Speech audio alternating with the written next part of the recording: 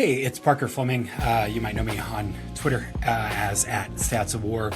I'm the VP of Football Strategy at Dropback, and today I'm excited to kick off a college football series. It's been a little bit since I've been on the mic consistently, and I'm excited to get back into things with Why Not Us, a college football show. This summer, I'll start by interviewing and having some conversations with some smart friends of mine about teams and players to watch and how rosters are built. So I hope you'll follow along. They'll all be hosted right here on X. We're kicking things off with a 2026 Notre Dame preview. I've got my friend Jessica Smetana on. It's going to be a great episode. I hope you enjoy.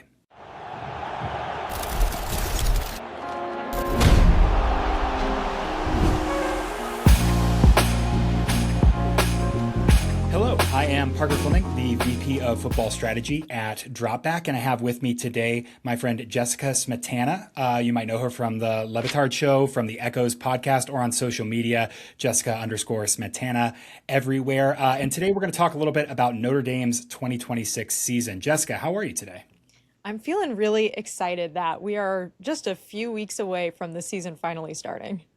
Absolutely. Something hit me. World Cup, not to date this too much, but World Cup ended, US was done, and like all of my emotional energy immediately was like, boom, yes. College football is right around the corner. So very, very fun. Wanted to grab you and just have a conversation. Don't anticipate this being an interview or a series of hard questions or anything, more so as, everyone's kind of gearing up for college football. Let's dive into a couple teams, and how we're framing this, as I explained in the intro, is why not us? So kind of looking at some teams and saying, hey, 2026 is right there. Everything is on the table for you. How is that going to happen? I think Notre Dame is a great team to kind of start this off with. 10-2 last year. I think everyone in South Bend was disappointed with how the season ended and with the playoff shakedown and all of that. And, really, really came on strong, lost a good amount of talent to the NFL draft. How are the vibes going into 2026? What are the expectations, both kind of within the program and from the fan side of things? I think the vibes are really good right now. Notre Dame is on a bit of a recruiting heater for the 2027 class, so everyone is pretty excited about that. But I also think with CJ Carr returning, the first time Notre Dame's had a quarterback returning for a second consecutive season, I believe, since Ian Book in 2020, the expectations are super high. This is a team that has added a lot of depth through increased recruiting performances over the last two or so cycles with Marcus Freeman, and now is returning both coordinators. Last year there was a coordinator change after the national championship appearance in which Al Golden left for the NFL and Chris Ash came in. And so there were high expectations last season, but that was a little bit uncertain. And CJ Carr or Kenny Minchie, who's going to end up starting, that was a little bit uncertain. So those things are not really on the table right now. It's more so like some of the best players that have played for Notre Dame in the last 2 decades are coming back this year, Leonard Moore and CJ Carr among them. And so, yeah, the expectations are super, super high. And the schedule also is formatted in a way that I think is beneficial to Notre Dame versus last season when they started off with their 2 toughest teams right at the start of the season. This year, they get a little bit more of an ease into some of their more difficult opponents in November. And that on-ramp certainly helps. I wonder if there's not some sort of psychological effect with evaluation where it's better to have a hard game later than to kind of have it early. You wonder if the timing of those games last year had been different, what the perception of Notre Dame would have been. I want to get into the nitty gritty. I think you said a lot there, Carr, the defense, the schedule. I want to hit all of those. I do want to take a minute to kind of focus on Marcus Freeman for a second, because I was having a conversation with a friend who's Notre Dame adjacent, and there's so much coming out about like the level of recruiting they're doing and everything.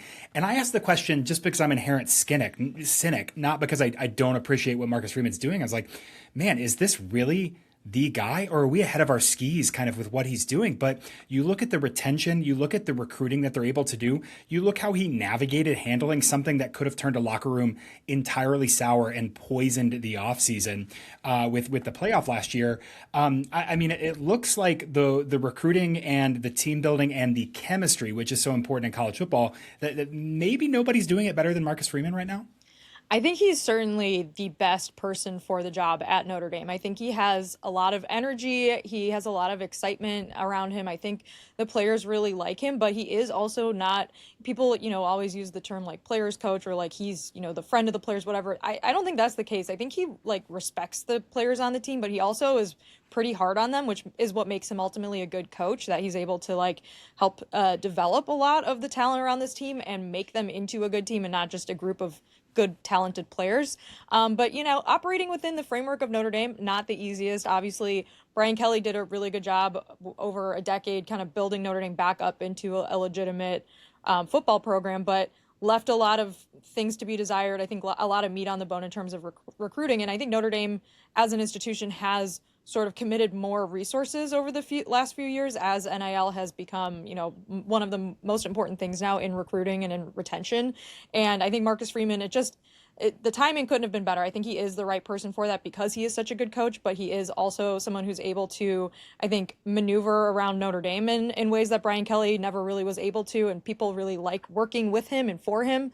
So I do think it's just a good fit. And so far, it has been successful. Aside from last year's disappointment, obviously, I think 2024 was really where Marcus Freeman kind of showed Notre Dame fans and donors and alumni, like, here's the proof of concept. Like, we took this 2024 team from week 2 losing against Northern Illinois and not really sure where our season was going to go to making a run all the way to the national championship game and beating some really good teams along the way. Georgia, the SEC champions, Penn State, of course, Indiana at home. So I think that was really an important pivotal season for him. And now I would say there's very few people that doubt he's the right person for this job. And you can tell because last year when those NFL rumors were swirling around, the consensus opinion was like, Notre Dame, Pete Bavacqua, athletic director, do whatever it takes to keep this guy around. We really want him to stay. Absolutely. Love that. And think that's a good point too about kind of there's so much variance year to year that like coaches can survive a down year if they have the foundation. And Marcus Freeman has kind of built the foundation for, even in the worst case scenario, like he has set this team up, right? They're going in the right direction. So interesting. Not that I in any way expect a down year here in CJ Carr's second year, consistency with Denbrock as well. Want to talk to you about Carr a little bit. Thought it was interesting, where he slots in terms of total passing EPA last season to be the nerd and pull some numbers in here. Was it plus 90.6, which was right between Brendan Sorsby and Joey Aguilar from Tennessee. But if you look at attempts, he's 50 to 60 below Sorsby and almost 100 below, more than 100 below Aguilar. So the volume wasn't there. CJ Carr is going to have an expanded role. They're going to pass more, and we'll talk about the running backs. What are we looking for in his year?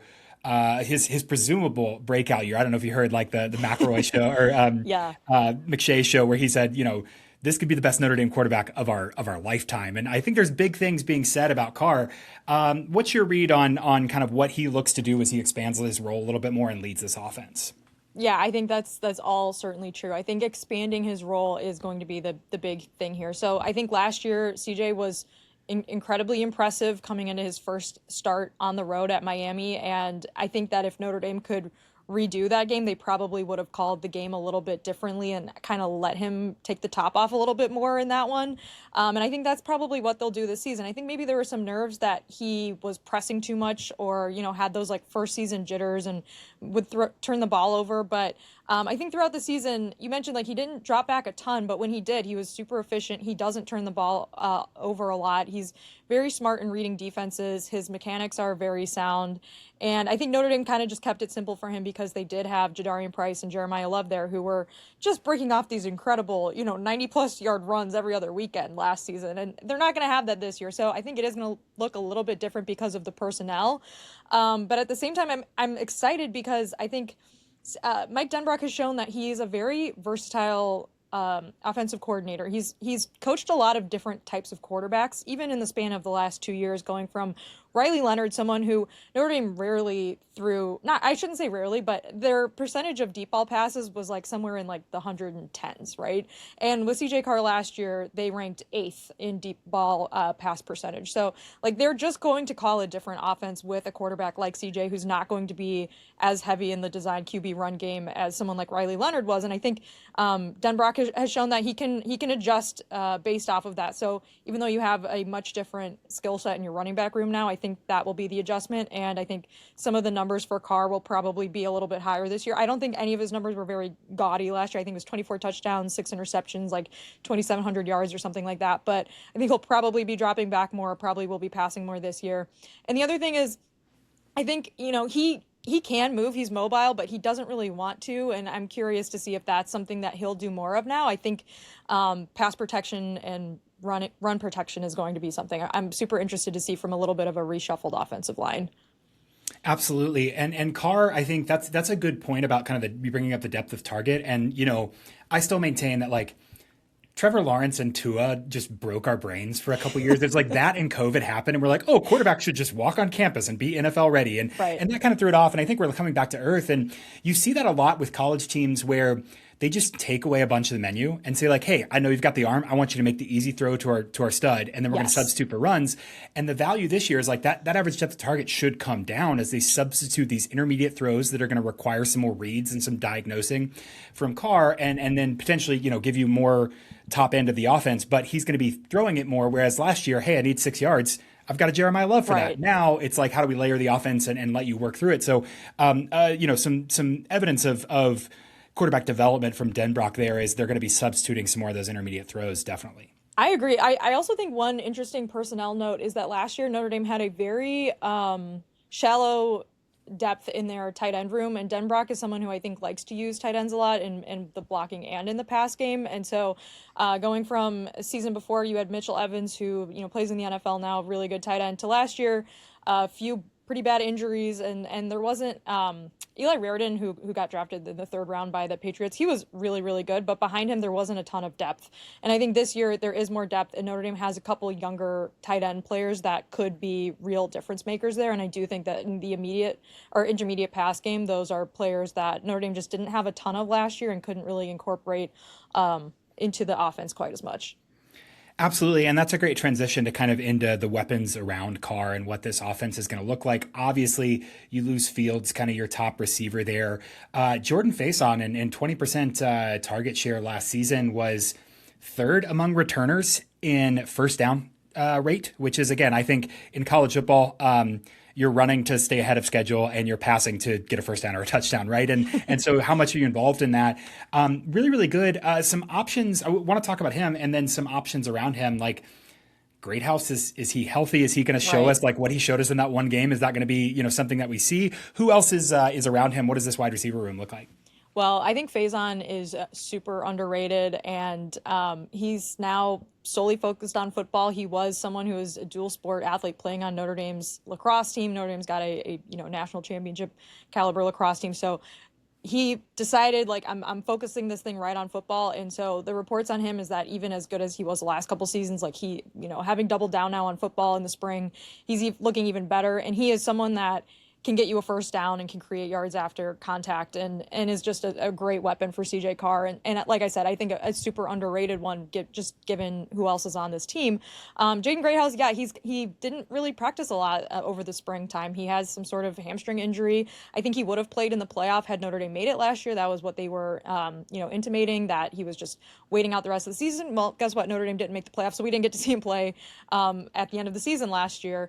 Notre Dame did get a couple of transfer players from Ohio State, Mylan Graham and Quincy Porter. Quincy Porter's coming off a knee, and he's a big body. He's someone that Notre Dame's filled that role in the portal with over the last few years. Last year it was Malachi Fields. The year before that it was Bo Collins from Clemson. And so I think Notre Dame's hoping that he'll be ready to go and that he can be someone who's a difference maker because of his size. But again, didn't get to see him play in the spring yet. And then Mylan Graham's really interesting. He's really fast. He's a great athlete.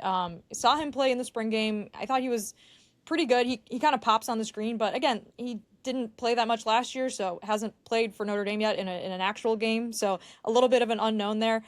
There's a ton of depth in the wide receiver room on this team. It's just that other than Faison and Greathouse, you haven't seen it consistently return, like as a returning talent from a returning talent standpoint for this offense. So I don't know. Can Micah Gilbert be the number one guy this year? Yeah, maybe. But he had some injury issues last year and we didn't see it. So could be a number of players that end up in leading in receptions this season. I think Faison's definitely going to be up there, if not the one again. But that is, I wouldn't say a question mark. That is just sort of we'll have to wait and see who it ends up being, because I think they have the talent in the room. It's just that we haven't seen it yet. Absolutely. And that reinforces your earlier point about the tight end room where, one of those guys is absolutely going to step up among that too. I think it's not will they? It's just who is that going to shake out and be as we get through fall camp there. And I think in terms of revealed preference for how Notre Dame felt about, pass versus run, I thought it was really interesting. They went and got a couple wide receiver transfers, and then you lose 2 first-round running backs, and you don't do anything there, and you're going to roll with Aeneas Williams. So my one question on that, and I almost hate to take us into this, but I'm such a roster building nerd. In your opinion, okay. was that more like Notre Dame saying, we love Aeneas Williams? Or is that saying, hey, a $1 million running back probably doesn't gel with the culture and what we're doing here. And like, we're not going to overinvest in one position because we believe in our development pipeline. I think maybe it could be a little bit of column A and a little bit of column B, but I do think they really like Aeneas Williams and they like his skill set. He's much different than Jadarian Price and Jeremiah Love. He's got more of a pass catching skill set, which we saw a little bit from Love last year. He did sort of line up outside a few times and had some fun plays drawn up for him. But yeah, Williams is a much different running back, and they just I don't know exactly if it was, well, we can go get Hollywood Smothers, but he costs a fortune and we're not, it's not going to be the biggest value add because we do have all these other things. And so we don't need it. But I do think they like the running backs that they have, led by Aeneas Williams. There's also Nolan James, who's a smaller running back that I think we will see a lot of snaps for him. They have a couple incoming true freshmen that they really like. So I think there could be more running back versatility this year than last year, where it was really like 2 backs the whole season. And why would you sub either of them out? But yeah, I think it is just a combination of all of that. Plus, I think they really like the O-line. I think they really like CJ Carr, and I think they really like the ability to create open lanes for running backs. That makes a ton of sense. I think, again, Aeneas is probably in one of the best situations of any running back in college football. Big shoes to fill, but nice with that. Hey, Carr is going to expand, so we're not asking you to be Jeremiah Love on day one, and we have some opportunity, which also wraps into the schedule. Again, you're not playing 2 top 10 teams the first 2 weeks. You're going to be able to have some room to grow and breathe and figure out this offense. Before we go to the defensive side of things, we should talk about the offensive line. Marcus Freeman, committed to recruiting the trenches, has some really great players. Interesting that Anthony Knapp, who is on some people's watch list for NFL draft and everything, is going to move in. I think that gels with my very amateur scouting opinion of watching him and thinking, this is a very good offensive lineman. I don't know if he's a tackle. So awesome that they're able to reshuffle and move there. Is the offensive line the biggest question mark, though, for Notre Dame? Just there's some injuries and some shuffling. I don't know where you rank that relative to the wide receiver room, for instance, where there's a little bit of uncertainty of who's going to be the guy. Well, full caveat, my co-host, Mike Golick Jr., is the offensive line expert. But in my non-expert opinion, I'm pretty bullish on the offensive line. I think Nat moving inside is more of a natural position to him. He had to play left tackle because of injury 2 seasons ago, started his true freshman season. First game on the road at Texas A&M, by the way. Not Welcome an easy to the league, one. Man. And exactly. So I think him moving inside means that they have a lot of faith in Will Black, who's a sophomore. I 5-star out of Canada. They think he can come in and he has more height, he has more size. I think he's more of a natural fit there. And so I think that kind of bodes well. I think that speaks well to what they expect from Black, because Knapp was solid. When it came to blocking Ruben Bain and Akeem Mesidor and some of the top level guys, I think they know they need a little bit of an upgrade on the outsides. But their right tackle left for the NFL, Emil Wagner. He was, 4-year captain and played at that position for a long time. So he's gone, and Gerby Lambert is moving to right tackle, I believe. He is also, this line is so big. He's also a really big body, and I think has been pretty impressive. Played a little bit at right guard last year. So I think there's a lot of experience at the offensive line. It's just kind of playing in different positions, maybe. Ashton Craig should be back from a knee injury. He's a very, very solid starter at center for Notre Dame over the last couple of years. So, and then I think Sullivan Absher is slotted at right guard, but that could be in flux. So that's my guess at what the starting 5 is. And like I said, between Knapp, Absher, Craig, and Gerby, you have players that have played on the line before, started games before, and then you have this really talented sophomore coming in. So I think, last year the offensive line was good, but I think the running backs made them maybe look better than they were at times. And I think this year I think that they'll be even better, and I have a little bit more expectation on the tackle positions performing well. Absolutely. Flipping to the other side of the ball, this is the best secondary in college football, and maybe one of the best cornerback rooms we've seen definitely in the portal era, in the NIL era. I don't know if I have a question on that. Yes, I feel agree. like that's just objectively true, right? It's almost not fun to talk about the secondary just because they are so good. The front seven is where you have the questions on this defense insofar as there are questions. Interesting for me, Gray comes in from Oregon. Talking about deep units, like that guy didn't have a spot on Oregon's defensive line because they're so deep. He comes in as kind of your Planet Theory big run stopping guy. What is this front seven doing to live up to what the secondary is going to offer Notre Dame this year? Yeah, I think that the biggest area for where Notre Dame can improve, because I'm super excited about the secondary. I think they're excellent. And I think Notre Dame's linebackers are also really excellent, especially if Kingston Viliamu-Asa is healthy to start the season, which reports are good that he will be coming back, on schedule, if not maybe a little early. But the biggest thing is just you need an elite pass rusher if you're going to play for a national championship. In my opinion, I think that's one of the most important positions in college football. You can completely wreck a game if you have someone like a Ruben Bain on your team. You can there's teams that will not be able to stop that or be able to handle it. And so Notre Dame had Boubacar Traore coming back last season after an ACL injury, and he was pretty productive, 6.5 sacks on the season, I believe. But I think he was still sort of coming off the injury, maybe wasn't 100% himself to start the year. And so I think he will be productive. Bryce Young, the large son of Bryant Young, also back. But then, like you said, Notre Dame added a lot of size in the portal with Francis Brew, with Tion Gray, Keon Keeley from Alabama, who was initially committed at Notre Dame and then flipped to Alabama, went to Alabama, and then now transferring back to Notre Dame. So that is an area where they've fortified the position. And then you have Elijah Hughes coming back and Jason Anye, who played for Notre Dame last season as well, have a ton of experience under their belt, have been very solid in the middle of the D-line there. So I think you just need to get Notre Dame's pretty high in havoc rate, but I think get the outside pressure and get the pass rush to elevate the game a little bit. And then you have lockdown corners and two of the best safeties in college football and a quarterback running for his life. And I think that is just a recipe for success for the defense. Absolutely. And again, we know kind of weak link, strong link theory about how pass rush and the secondary are connected. You get some benefit there.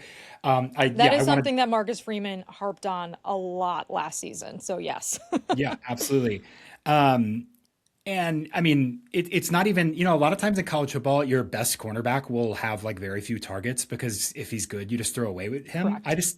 I don't see that being feasible for Notre Dame. I don't think there's an obvious exploit of, hey, we're going to do X to mess with this defense. You're going to hope to out execute. You're going to hope the pass rush doesn't manifest, which is a nice segue in itself to kind of the schedule and the theory of this, because I think the depth on the O-line and the D-line has me very confident that Notre Dame in the aggregate can create an elite trench unit, an offense and defense. But you mentioned an interesting point. You need that elite game breaker one guy. The by committee stuff doesn't necessarily work in the playoff. And so that's kind of the relief for me this year is not quite assuming they're going to make the playoff, but how do they approach the season and then also find the gear for the playoff when you do have to have those one-on-one matchups.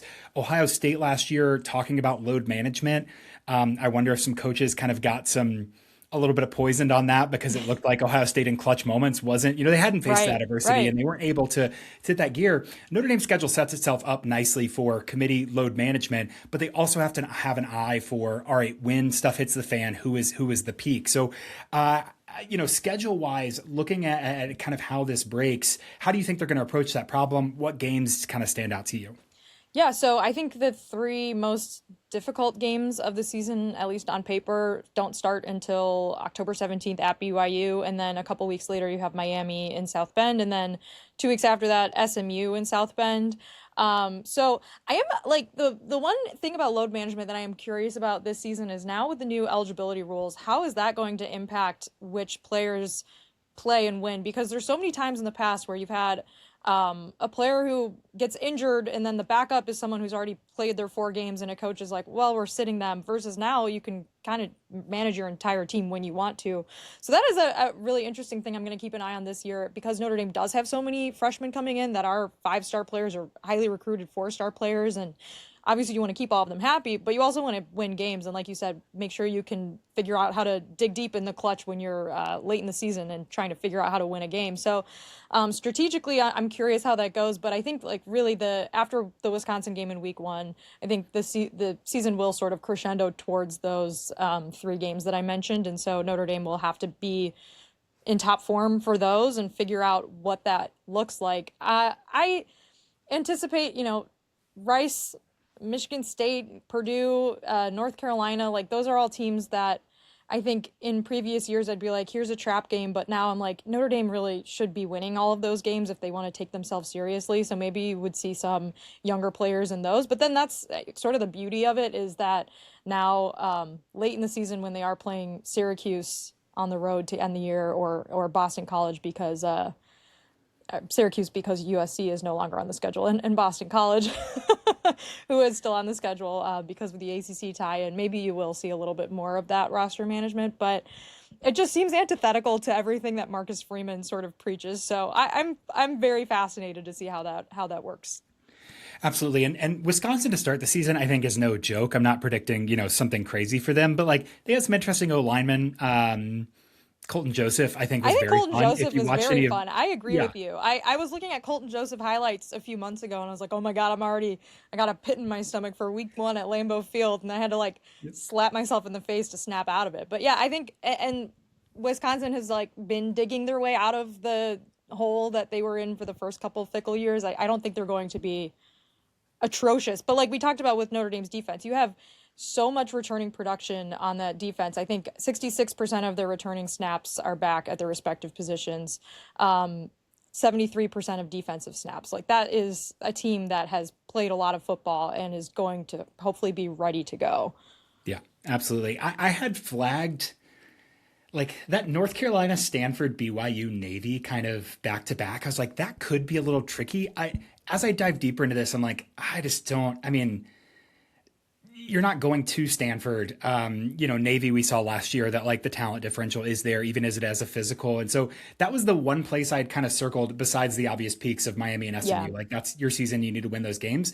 It'll be interesting to see how Notre Dame handles those from that kind of load management, stay healthy standpoint, but also like, would it surprise me if Stanford was very annoying to Notre Dame this year? Not terribly. It wouldn't be, totally They're crazy. always annoying. Like they just are. It's in their nature to be annoying. Like I was at during Marcus Freeman's first season, I believe, at Notre Dame. Yeah, when Drew Pine was the starting quarterback in 2022, I watched probably one of the, and this is saying a lot because Notre Dame played in some stinkers when I was growing up. One of the worst games I've ever watched at Notre Dame Stadium against Stanford. Stanford won. I think it was like 13-10. It was just a very pitiful game. So like it's happened, and it's happened recently, but I do think that like if Notre Dame is recruiting the caliber of player that we think they are and is running this thing as smoothly and as efficiently as it seems like they have been, there were even times last year where like late in the season they were in a pretty close game against Boston College, but it never really felt like they were going to choke it away like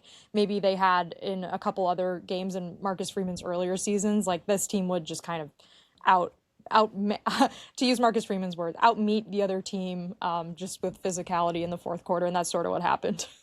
Yeah, absolutely. And that's the hope, is that you're building that up, and then that becomes resilience in the playoff, kind of in the second season there. Very, very, this was great. This is exactly what I wanted out of this, getting us, so into these units, getting some players. I want to ask you one question before we sign off here. And it is a curveball. I did not tell you this beforehand, but I don't think it's crazy. One player that maybe we haven't talked on or dwelled on for a long time, if this person popped and was Notre Dame's, kind of out of left field best player this year, who do you think that would be? Somebody we should know. I'm going to give you like a super random one. This person could end up really not even playing that much because they're a true freshman, but based off of spring football, I thought they looked pretty good. Rodney Dunham, he's an edge rusher out of North Carolina, was a 5-star recruit, a huge target for Notre Dame in last summer's recruiting cycle. Like I said, Notre Dame's, they need someone who can be productive on the edge and who can just kill teams with their pass rush. And so I wouldn't be surprised if he didn't play a ton, but I also wouldn't be surprised if he just absolutely pops off and becomes a freshman All-American like Tay Johnson was last year for Notre Dame. Love that. Rodney Dunham at Edge. Amazing. Jessica, thank you so much for your time today. This was a great conversation. At the very least, I feel very prepared to go into Notre Dame season and know what I'm looking for. Thank you. Plug where people can find you, social media, where else? Yeah. Yes, I'm on Instagram, Twitter, TikTok, wherever you go on social media. Jessica Smetana, Jessica_Smetana. I post a lot of college football and WNBA videos. You can also listen to my Notre Dame podcast with Michael Jr., The Echoes, and Notre Dame podcast. And I'm on the Levitard Show every week. Amazing. Can't believe I didn't work in an Olivia Miles reference I know. with the WNBA. We'll have to talk about That's it offline. okay. But Also, it's been shout out to you because I reference your data visualizations and stats constantly. So this was necessary for us to do this together because I'm constantly ripping off your your hard work. love that. Love that. That's so great.